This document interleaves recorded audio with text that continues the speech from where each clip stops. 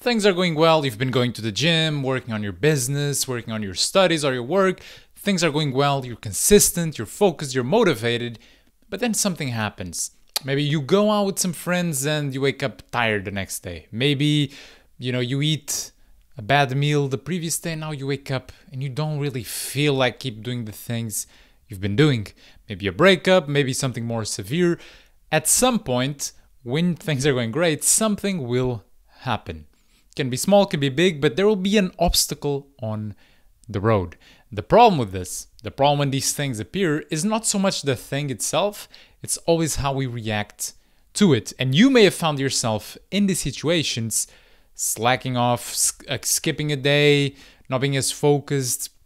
But the major problem here is when you skip things. It's when you allow a bad feeling to turn into a bad action. Now, this would used to happen to me a lot in the past. I would start something motivated, strong, but as soon as that motivation dipped or an obstacle like this appeared, I was all the way back to square one. I couldn't just push past that. I couldn't just keep going or find a way around it because it was like I was fighting against myself. So the major question here becomes, how did I overcome this and how can you overcome it as well? Now that's what we're going to be talking about in today's video. We're going to focus on three main things that I feel like are really going to help you, that I tend to focus on the most and I have focused on the past to allow myself to keep progressing when I don't feel good. In those days when things don't go well, how do I keep moving forward, allowing me to get to better days ahead? Because things are never going to be so good that every day is good. And also they're never going to be so bad that every day is bad. And as such, you have to be able to keep going despite of how you feel and despite of how things are happening right now. To overcome this, we're going to focus on three main things. Those are going to be momentum, how it impacts you and how you can use it in your favor. Number two, planning and how to actually make sure that you can overcome these situations and not just fall prey to, the waves of your emotions. And then number three is going to be a crucial mindset shift. With that said, let's start here on number one, building momentum. Now, you may have heard of the story of Sisyphus, a man condemned to push a boulder up a mountain, never being able to fully push it all the way, falling back to the beginning when he's almost there. Now, I'm going to take away the moral of the story, all that for a second. I just want you to imagine how hard this would be and why it would be so hard. If you're pushing a boulder up a mountain, the more steep it becomes, the harder it is to keep pushing it. And that is because gravity is against you. The momentum is against you. Everything in this situation is wanting to push the boulder down. And the only thing holding it together is you and your hands and your body pushing it forward. Now, how does this relate to you in the situation we're talking about? Well, the problem is that a lot of times we're building the right momentum before the mistake happens, before the obstacle appears, and that's why things are going so well. But in this moment, it's like things shift, and all of a sudden, momentum is against us. And instead of us trying to correct that, instead of seeing how can we best make the situation work in our favor again, we just either give up right away or think we just have to keep pushing all the time. Now, sometimes you do have to. You have to push the boulder up the mountain. But if you have to keep doing it forever, you just won't. And most people that are just struggling all the time never stay consistent in the long term. What I mean by that, what I really want to say by that is that you have to make the environment and the task at hand and essentially the work you're trying to do work in your favor. And you have to build momentum up to it and then allow it to build momentum for you. With that said, how do you make sure that you're not just pushing the boulder up the mountain all the time, and how can you reverse the momentum in these situations? Now, number one, first of all, you just have to recognize that it's normal and nothing's wrong with you. It's fine. You just have to solve this problem. After that, this kind of 0.1, after that, number one, the actual number one thing you're going to do, something I've talked about already, but I'm going to repeat myself because it is crucial. You have to remove the things that led to this moment. If it was a night out that, kind of fucked your whole system up, you got to cut those nights out. Maybe put them on the weekend. Maybe put them on days that you can allow yourself or you can afford to actually not be as strict with yourself. If you just had a bad meal before bed, don't have bad meals before bed. Cut them off. I talked about this more in the previous video, but cut all the things that make the hill more steep when you're pushing the boulder. Distractions, bad habits, all these things. That's the first step. And obviously that's easy to say. I know it's not hard to do, but you can watch the previous video. I'll link it below, but keep that in mind. The first thing is always removing before you start adding things. And number 2 is about adding things that actually build momentum in your favor, make things easier, make it easier to remember, to do, and overall, just make the decisions you're trying to do, the good ones, the default decisions in your environment. Now, to do this and to allow yourself to actually, especially when we're talking about here the days that you don't feel good and the days that it's hard and you have to push yourself, the less you have to push or the less you have to do before you can get to the work, the more likely it is that you're gonna do the work. Now, what I mean by that is if it's about going to the gym, prepare the clothes the day before. Make sure that you already have on your phone the workout plan you're gonna do. Make sure maybe you plan to go at a time when the gym is not too crowded, because all these things are gonna make it easier to get started. You're gonna enjoy it more when you're doing it, and overall it's gonna make it so much easier to pass or to push past this obstacle. So don't underestimate how powerful it can be to actually just set things correctly before you go and do them. Because this, if you take care of these things before, then allows you to focus on what actually matters, which is being at the gym and doing the workout correctly. Or when you're sitting down doing your work, focusing actually on doing it to the best of your ability and not just being concerned with, oh, am I going to be able to sit down and do it? No, the moment that becomes an assumption that you are going to sit down and do it and you're going to be doing it focused, then you can focus on what actually matters to progress, on the quality of the work that should not be done and you still do, so you can remove that. The work you should actually do and you're not doing yet. When I say work, it can be workout, your actual business, your school, your actual work. It can be, when I say work, it's all about these tasks that are going to allow us to progress. So that's number 1, building momentum here. Now, number 2, it's going to be all about planning. And we talked a lot about this in the previous video as well. I don't want to be repeating myself here. If you don't want to go watch that, the main thing is to make it as clear as possible the tasks that you're about to do. So instead of being, I'm going to write tomorrow, you'd be like, okay, at 9 a.m. I'm going to sit down, I'm going to write 500 words about this, this, and that. I have the chapters here. I know exactly what I'm going to write about. Now, let's imagine you already had that and how a bad day happens and you have the clear things in front of you, but you're like, oh, I don't know if I feel like doing this. When I say planning here is you're really going to break it down to a step-by-step sort of way. So in these days, you don't want to be thinking about all the things you have to do. You just want to be thinking about the next step, because just taking one step is not hard. But if you're thinking about, Jesus, I'm going to have to climb the mountain, it's going to make it so that you don't even start. And even in these bad days, if you just go through the motions, if you don't get everything done, it's still better that you did something. At least you allowed yourself not to go down. Maybe you just stayed a little bit above where you were, but that's still much better than going down and doing nothing.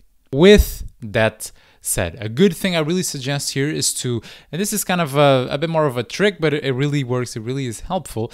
You can just take some post-it notes and write literally every step that you're gonna do. Maybe first step, I'm gonna sit down, then open the laptop, then I'm gonna, write 500 words, then I'm gonna do that. Break it down step by step in different post-it notes, and then just put them kind of like one on top of the other. It can be also like small pieces of paper, whatever it may be. And all you're gonna be looking at is that next thing. Once it's done with that, you can just crush it up, throw it to the trash. Then you do the next, then you do the next. Because most days, maybe that's not ideal. Maybe you want to have an idea of everything you're going to do. But in these tough days, you just want to make it as easy as possible for you.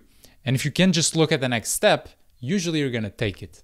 At least the first ones. Maybe you're going to get tired faster. Maybe at some point you're not going to be able to continue, but you're still going to do some things.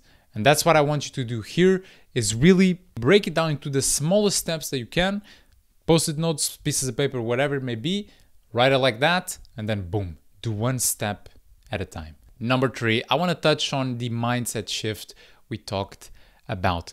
This is arguably the most important step on the video, but arguably as well the hardest to achieve.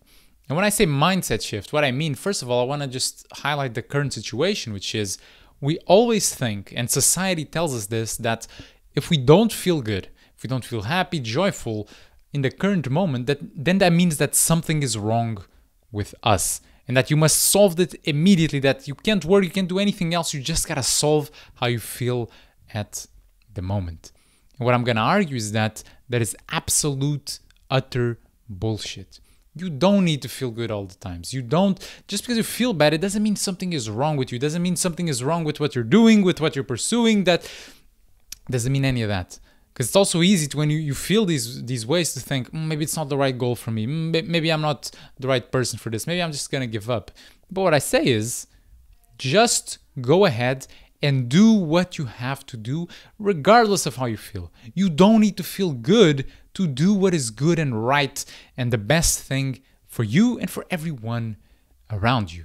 Because, and this is a key kind of difference that happens when you pursue one thing, you pursue the other, or when you have one mindset or the other. If you have the first one where you just always need to feel good, let's say one day you wake up and you don't feel so good. You're not going to work anymore. You're going to try to figure out what's wrong. Maybe you go to the doctor. And I'm going to go super drastic here. You tell them you feel sad. Maybe you got a bad one, just gives you some antidepressants right away.